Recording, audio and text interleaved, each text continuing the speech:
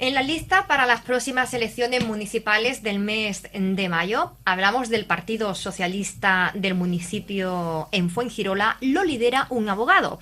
En la actualidad es concejal en la oposición, Javier García León. Nos hemos encontrado en esta lista con una imagen, yo diría, renovada, con caras nuevas y donde encontramos nombres de personas queridas, personas conocidas como un exalcalde del municipio, personas con nombre de mucho peso. Así que hoy me he permitido de ser yo quien escoja a nuestro invitado, un invitado de lujo, exalcalde, abogado también de profesión, Manuel Delgado Perea. Muy buenas. Buenas. Primer alcalde de la democracia que hubo en el municipio de Fuengirola. No sé si decir que él tuvo que sufrir la incomodidad de aquel momento porque su padre era comisario de policía, pero sí voy a decir que Manuel Delgado Perea era un tecnócrata muy exacto. Tuvo lo que tienen muy pocos políticos hoy día, por no decir casi ninguno. Les voy a poner un ejemplo. Formó un equipo de gobierno. Su teoría era que allí en el ayuntamiento no se iba a trabajar por el partido, sino por el pueblo. Y puso de teniente de alcalde al propio jefe de la oposición, a Manuel López Ayala. Creo que era de UCD, ¿no? UCD. De UCD. Lo puso de primer teniente de alcalde. Para fiestas y turismo y diplomado puso a Juan Guerrero, todo un experto. Gil. En asuntos sociales, Mercedes toda una Campoy. leyenda en Fuengirola. La misma Mercedes Campoy. Bueno, todos eran de la oposición y así sucesivamente, bueno, fue poniendo, digamos, a los que él veía que tenía conocimiento. Él no miraba si eran de su partido o no. Díganme ustedes, ¿qué alcalde hace esto por un pueblo hoy por hoy? Manuel Delgado, encantado. Me ha puesto colorado. Ahora sigue. Me he quedado muy cortita porque tenemos No. poco tiempo. Tuvo que dimitir como alcalde. Sí, dimití. No Dimitió llegué a cubrir la legislatura de los 4 años. por presiones de algún miembro de su partido, por querer formar a lo mejor una corporación con gente cualificada para que trabajaran por el pueblo y no para una sigla. No, tampoco. Mira, eran otros tiempos. Hay que contextualizar todo lo que va sucediendo, todo lo que va pasando. Previamente te voy a hacer no 2 correcciones, sino 2 observaciones. En la primera, que efectivamente yo fui alcalde. Soy el alcalde, pero soy el primer alcalde, como bien ha dicho, democrático. Que me queda bien, me queda mejor para mí. Y la otra, lo del tecnócrata. Efectivamente, yo tenía mis conocimientos técnicos, concretamente lo que son los conocimientos jurídicos, no rudimentos, sino conocimientos jurídicos. Pero yo estaba fuertemente cargado de una ideología muy poderosa y muy potente que sigo manteniendo. Es que voy el 25 en la lista. ¿Por qué? Porque quiero dar la cara, es que yo soy quien soy. Y no me hurto de decir o de que me señalen siendo lo que soy. Y soy socialista, es decir, tecnócrata, pero socialista. En cuanto a lo que tú dices de la dimisión, efectivamente yo dimití. Dimití porque yo no había ido para pelearme con los míos propios. Y yo en planteamiento último de mi dimisión, que por una prudencia incluso malentendida, de aquellos tiempos, pues se achaca a la etiqueta genérica y generalizada de cuestiones personales. No. Usted dimitió por honradez. Porque No, yo usted dimití. en la política estaba por vocación, no por dinero, lo dejó muy claro. Espérate, en aquel tiempo yo creo que todos estábamos, sobre todo siendo de izquierda. Fíjate tú que aquí don Clemente, al que yo he respetado desde siempre, cuando era alcalde no lo conocí lo suficiente. Pero cuando dejó de ser alcalde, porque yo lo sustituí, lo he respetado a ultranza. Ya era un señor, era un caballero. Pero en aquellos tiempos, ser de izquierda en este pueblo, que era el feudo de Girón, y se le llamaba así, había una revista que se llama Guadiana, que amaneció con un titular a la portada, La Costa Roja. Nosotros nos ganamos la elección, el PSOE.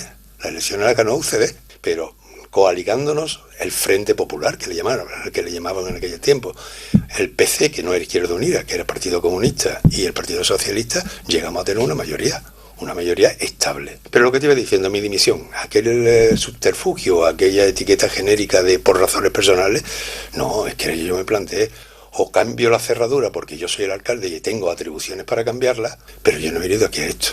A mí no me registra en mi mesa absolutamente nadie. Y entregué las llaves en vez de cambiarla. Creo que hice lo que debí de hacer, no me arrepiento de lo que hice y quizás no debí de haber disfrazado el motivo, sino haber tampoco chillado, sino haber mostraros los auténticos motivos, y a lo mejor de estos lodos no vendrían de aquellos polvos, vendrían... ¿Cómo se tomó en aquel entonces que pusiera a la oposición con esos altos cargos? Eso era un sentir general, ¿eh? O sea, allí estábamos para trabajar, allí estábamos... y además es que éramos muy profanos en la materia, es que éramos temerosos del poder, y ahora mismo se es amante del poder. Se terminaba un pleno y os ibais al camping, al bar Casa Antonio o al camping a tomaros un café todos. Por supuesto, pero sí es que aquello es lo que imperaba. Aquello no tenía mérito, aquello era el sentir normal. Yo pienso que en casi todos los ayuntamientos, y aquello era el sentir normal de todos los que estábamos participando en la cuestión pública, y que primaba ese interés genérico, ese interés de servicio. Ya te digo, éramos servidores del poder y ahora son amantes del poder. ¿Cómo fueron aquellas primeras andaduras? ¿Cómo estaba Fuengirola? Fuengirola, yo te digo, mira, te puedo decir algo. Fuengirola, cuando nosotros entramos, teníamos un presupuesto de 247 millones de pesetas. No llegaba al 1,5 millones de euros. Imagínate. O sea, que también teníamos menos carga, también hacíamos frente a muchos menos servicios sociales, o había menos infraestructura que atender en el pueblo, y es que ha cambiado todo, pero ha cambiado, yo no digo ni para mejor ni para peor, ¿eh?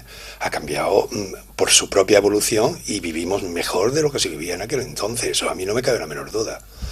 Mérito de quien sea, pero yo pienso que los méritos son de la propia evolución de las cosas. Materialmente si es lo que es la civilización o lo que es las calles, y humanamente el factor humano que incide evidentemente en exigir y en prestar. Ha dicho algo muy importante, el factor humano. ¿Qué diferencia hay entre la oposición que se encontraba usted y la que hay hoy por hoy en el Ayuntamiento de Fuengirola? Bueno, yo no entiendo, yo no me veo de miembro de una corporación. Quizás por eso vaya el 25, no creo que saque el 25, por mucho que corra la lista de más. Pero yo no me veo aguantando en una de esas broncas que se producen en los plenos, ni propiciándola ni aguantándola. Para mí ese mundo para mí es tan ajeno, es tan fuera de lugar, que yo lo considero excluido de mi diario. Esa acritud, esos malos modos, ya no solamente de forma... subterfugio, no digo mentiras ni falsedades, pero digo que son verdades a media, que son aquí te pillo, aquí te mato, te cogí, y sobre todo lo que se ha difuminado, se ha difundido es moneda de curso legal. Yo sí, pero tú más. No, mira, yo no, y tú a lo mejor, o no, o lo que tú quieras. El mundo, la clase política, según las encuestas del CIS, llevamos algo así como 6, más. 4 años, porque yo me vi en la misma tesitura de ir de suplente en la anteriores listas y ya utilizaba este argumento. Y sí, así es invariable. Es que el tercer problema, o el segundo, y ha llegado a ser el segundo problema para la ciudadanía española, es la clase política. Ya no hablan de los partidos políticos, hablan de las clases políticas. Y asómate a la televisión y verás cuáles son las formas de responder o no responder esas. ¿Cómo puede ser alguien que es servidor público, que ha salido elegido, que se debe a un electorado, sea más amplio o menos amplio? ¿Cómo se puede eso de que no haya preguntas en una rueda de prensa? Para eso reparte el folletito, reparte el panfletillo y ya te vale. Esa rueda de prensa a través de un plasma, ya no digo dar la cara, sino dar la respuesta, dar la voz, contestar. Y eso a mí no me cabe eso. Le voy a especificar para que me digan un par de palabras. ¿Qué le parece el tratamiento que recibe García León en concreto con la alcaldesa Esperanza Oña? Yo no veo los plenos, ya te digo que soy casi reticente, pero me imagino que recibirá lo que es de curso legal normal en lo que es una corporación. Es decir, la oposición trata de descalificar a lo que es el gobierno, y el gobierno trata de descalificar a lo que es la oposición. Sean del color que sean o sean como sea, ese es el juego político actual, y eso me parece que no nos conduce a nada positivo, y además no solamente en política hay que echarle un puñado de estética también. La ética se presupone y la estética hay que cultivarla, y eso no es de recibo para mí, vaya. ¿Cómo ve? La dimisión de Esperanza Oña tenía que escoger entre Parlamento y el municipio de Fuengirola, digo yo, que a lo mejor se podía haber quedado en Fuengirola como concejala. Hombre, yo pienso de que eso son cuestiones muy personales, y la trayectoria vital de cada cual pone su etapa o existen sus capítulos que se cierran a la vez que se abre otro. Yo ahí no tengo opinión preformada de tipo alguno, es decir, fue una decisión suya, evidentemente se había decretado, se había sentenciado, porque fue una sentencia del Tribunal Constitucional, una incompatibilidad y tuvo que escoger. Me parece que del Partido Popular había 6 en esa tesitura. Y creo que la única que escogió quedarse en el plan de Parlamento fue Esperanza Oña. Pero ya te digo, una cuestión personal que yo no tengo harina para ser el pan de la crítica o de la valoración, aunque no fuera crítica. ¿Qué le parece Javier García León como candidato para los próximos comicios municipales? Hombre, yo te digo, Javier García León es una persona formada, tiene su formación. Con mucho aguante. Es una persona, efectivamente, es una persona curtida. Y la política curte cuando se está en la oposición, cuando sea un partido de poder, todos dicen lo que tú quieres escuchar, o muchos dicen lo que tú quieres escuchar, y todo es un camino de rosa. Pero cuando se está en la oposición, aguantando los envites y los embates de la ciudadanía por una parte, y del poder establecido, instituido, porque institucional por otra, yo no le arriendo las ganancias. A mí no me gustaría verme, si me tuviera que ver, me vería, en otro contexto de lo que es el ejercicio de la política, de la cosa pública, pero yo no le arriendo la ganancia. A mí no me gustaría, aunque si tuviera que estar, estaría, a mí no me gustaría estar en su piel. No hay rosa sin espinas, eso queda claro. Pero es que esto es un tallo muy largo, muy lleno de espinas, para que el capullito de arriba todavía esté sin abrir. Poco vistosa la rosa. Incluso y muy hay que hiriente decir las espinas. Que el Partido Socialista tiene varias sentencias a su favor. Eso que no se han quedado quietos como miembros de la oposición, ¿no? Será la obligación, me imagino, ¿no? Mirar también por el interés de los ciudadanos. Sí, pero para mí es que yo distingo totalmente, y en aquellos otros tiempos, los que tú has hecho referencia, que no lo he hecho yo, aunque he contestado lo que tú has preguntado, en aquellos tiempos era algo que no se imaginaba que pudiera dejar de ser un referente, que es distinguir lo que es la política de lo que es la judicialización de la política. O sea, ahora con esto de las imputaciones hay unas responsabilidades, hay un aspecto político de un actuar en la vida pública que se rige por lo que es la política, y ahí no valen las pruebas, ahí valen las convicciones. Ahí no hay que llegar a tener pruebas ni una sentencia condenatoria, sino una responsabilidad de que lo que de tu cargo o desde tu cargo y responsabilidades políticas tú has hecho y has salido palpablemente mal. Eso necesita una respuesta desde ti, para ellos, para la ciudadanía, y una exigencia de la ciudadanía hacia ti. Eso no tiene que ver con el juzgado.